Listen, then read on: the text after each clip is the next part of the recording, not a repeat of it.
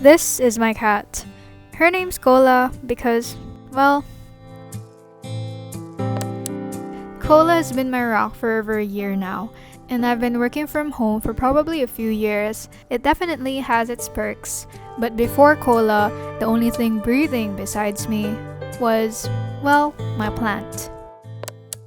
If you would imagine, I usually don't have anyone to talk with. I would listen to podcasts while editing so I could hear someone's voice, or any voice at all. But then when I got Cola last year, everything changed. Instead of hearing nothing, now I hear. She was always hiding under the sofa when she first got to my house, but would discreetly go out when she's hungry. Until after a few weeks, she slowly got comfortable.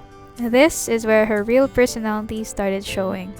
From being shy to being playful, trying to get my attention while I work.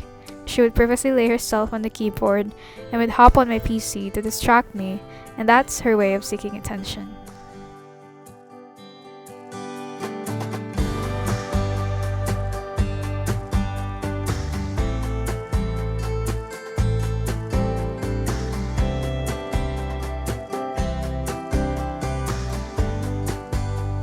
Somehow I became very dependent on my cat and my cat to me.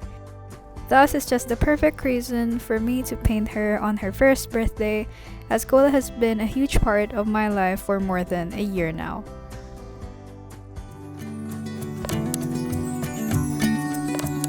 Now that I've shared Cola's backstory, and I'm sure most of pet owners would understand why we love our pets so much, I'm gonna move on to the second phase of this video, which is the process of how I created Cola's painting.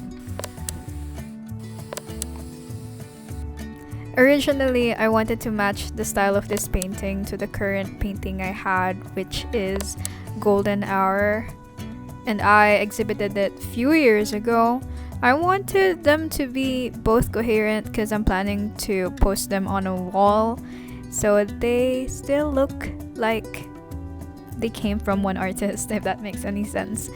This specific layer looks very funny to me. Cola looks funny here. I feel like Cola could be like memeable in this phase of the painting.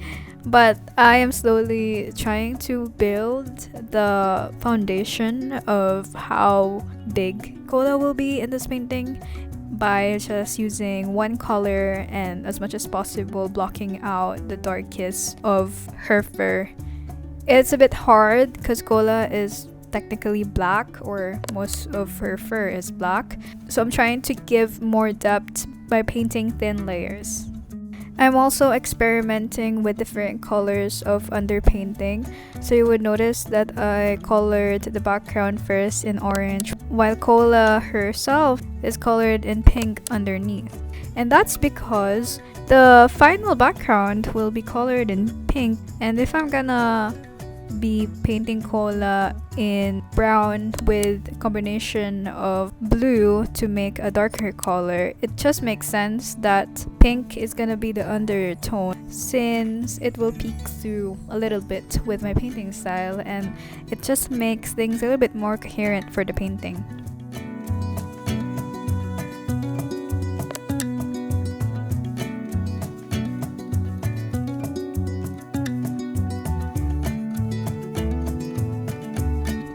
Going back to the topic of inserting bits of the same color from your surrounding to your main subject, I've observed that even the masters and the famous artists from centuries are also doing this, especially artists who do pointillism or contemporary expressionism.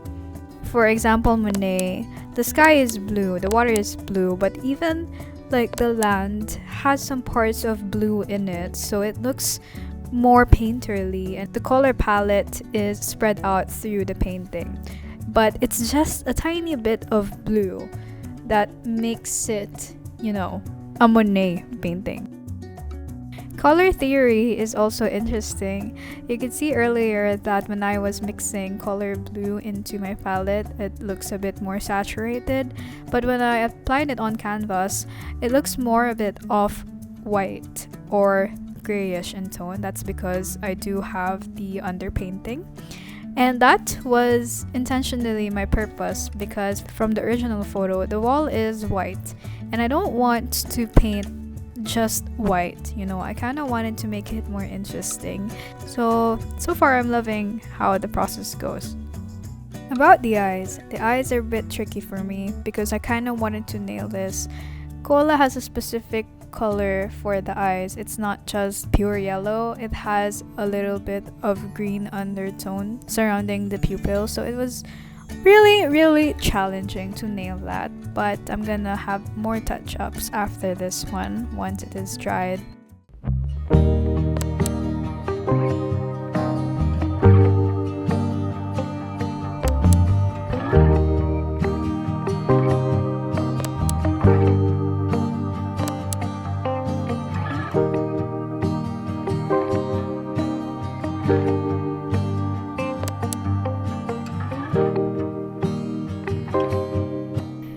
The painting is looking a little bit rugged as of the moment, but as the progression starts, it started to have a body that looks like a cat. And this is where, like, I was thinking finally I can do the detail work so it looks more of cola. And it is gonna be a bit tricky because I'm also new with oil paints, and at the same time I just don't want to make it black. There are a lot of colors that you can see from Cola's fur. Whenever Cola goes to the sun, you can see hints of brown, hints of tiny bits of gray hair, like a strand. Moving on to the background, this is actually my cover of sofa, so it's linen. I kind of wanted to mimic that texture by doing these bold strokes to create streaks of paint. Finally, we're almost near the end and I can't wait to show this to you. I'm also excited to work on the foreground after painting on a challenging fur. I think at first it was really hard to try to make this painting similar to Cola, but knowing Cola for a year now, I know her distinct features from other black cats, so I tried my best to put it on this painting, even if it's a simple one. So yeah, it's the small things that gives the most impact. Well, I hope you enjoy watching this short video, and like I always say, to art within us.